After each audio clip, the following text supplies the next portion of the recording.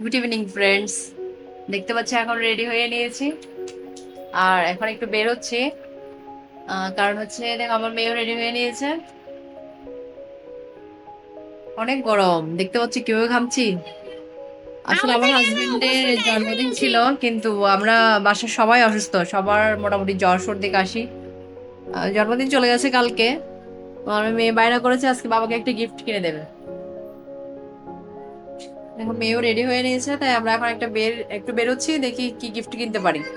তোমরা সাথে থাকো, তোমাদেরকে অবশ্যই দেখাবো কি গিফট কিনলাম। দেখো আমরা বেরিয়ে পড়েছি বাসা থেকে। আসলে আমরা একটু টেরি বাজারের দিকেই যাচ্ছিলাম। আর টেরি বাজার আমার বাসা থেকে খুবই কাছে, মিনিট 10 লাগে বেশি হলে। তো আমরা ট্যাক্সি না নিয়ে রিক্সায় নিলাম। মানে রিক্সাতে গেলে আমার 10 মিনিটের মতো লাগে। আসলে উদ্দেশ্য ছিল একটু শৈল্পিকে যাওয়ার। শৈল্পিকের কাপড়গুলো আমার ভালোই লাগে, আমি সবসময় ওখান থেকেই কিনি। কিন্তু আমার হাজব্যান্ড বলছে ও শৈল্পিকে যাবে না, একটু টেরি বাজার দিকে যাবে। আসলে বের হয়েছিলাম, মেয়ে মেয়ে চাচ্ছিল যে বাবাকে কিছু একটা কিনে দিতে, ওই কারণেই বের হওয়া। কিন্তু আমার হাজব্যান্ড ভাবছিল যে ওকে একটু ঘুরিয়ে টুরিয়ে খাবার দাবার খাইয়ে নিয়ে আসা যাবে। কিন্তু মেয়েও নাছোড়বান্দাও গিফট কিনেই দেবে বাবাকে। তো ও বললো তাহলে টেরি বাজারে যাই। তাই আমরা টেরি বাজার গেলাম। দেখতে পাচ্ছ আমরা টেরি বাজার এসেই গেছি। এখন ও আসলে আমরা চেয়েছিলাম যে শার্ট কিনতে, কিন্তু হাজব্যান্ড শার্ট কিনতে চায়নি। ও বলছে তাহলে একটা প্যান্টের কাপড়ই নিয়ে নিই। দেখতে পাচ্ছ এখন প্যান্টের কাপড় দেখতে, ওই দোকান থেকে আমরা সবসময় প্যান্টের কাপড় কিনি। এগুলো প্যান্টের কাপড় তো আমি বুঝি না, তাই সন্দীপনে এটা চয়েস করে নিয়ে নিচ্ছে। বিশেষ দিনে প্রিয়জনের কাছ থেকে কিছু পেতে কার না ভালো লাগে বলো, সবাই চায় প্রিয়জনের কিছু একটা দিক। তবে এই ক্ষেত্রে ভাগ্যবানই বলতে হবে যে আমার মেয়েই এটা এখন চিন্তা করে মার জন্মদিনে মাকে কী দেবে, বাবার জন্মদিনে বাবাকে কী দেবে। ওই প্যান্টের যে কাপড়টা কিনেছে ওটা কিন্তু আমার মেয়েই ওর টাকা দিয়েই কিনে দিয়েছে ওর বাবাকে। যাকে এটা ভাবতেও ভালো লাগছে যে মেয়ে বাবা মায়ের কেয়ার নিচ্ছে এত কম বয়স থেকেই। কোথায়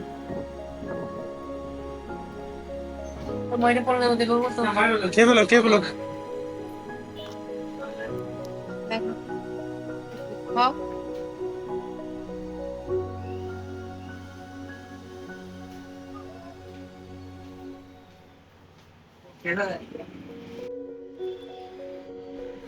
কেনাকাটা শেষ করে আমরা একটু ফুলকুলিতে এসেছি। আসলে ওখানে খাওয়ার তেমন কিছুই ছিল না, সব মিষ্টি আইটেম ছিল, আর মিষ্টি খেতে ভালো লাগছিল না। আমার মেয়ে বাইরে গিয়ে একটু জুস খেতে চাই, তাই ওকে একটু জুস কিনে দিয়েছিলাম। এটা লাচ্ছিই ছিল।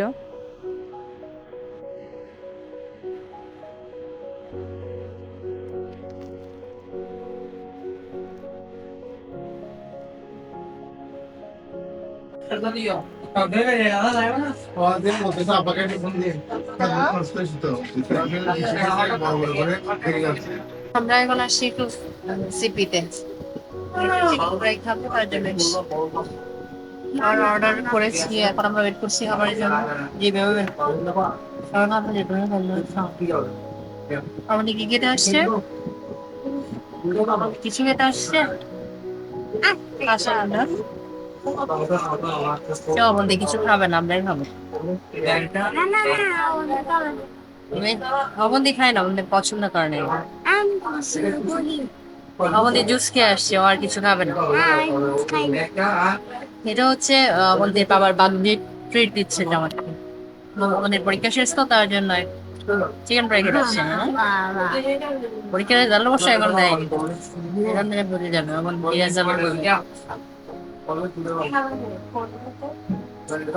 খাবার এখনো আসেনি, আমরা এখন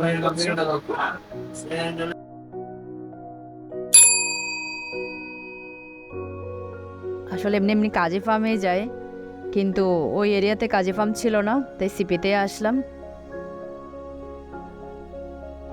সিপির চিকেন ফ্রাইটা খেতেও খুবই সুস্বাদু ছিল।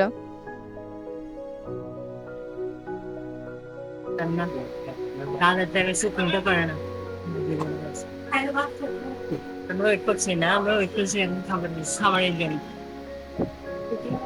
খাবারের জন্য কিছু কেনাকাটা করেছি।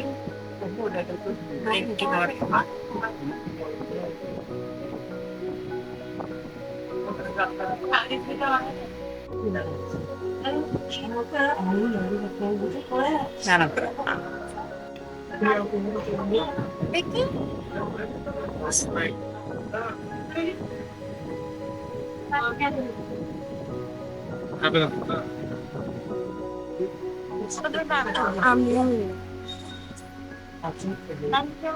এটা ছুরি তো ফ্রেন্ড, আজকের মতো এখানেই শেষ করলাম।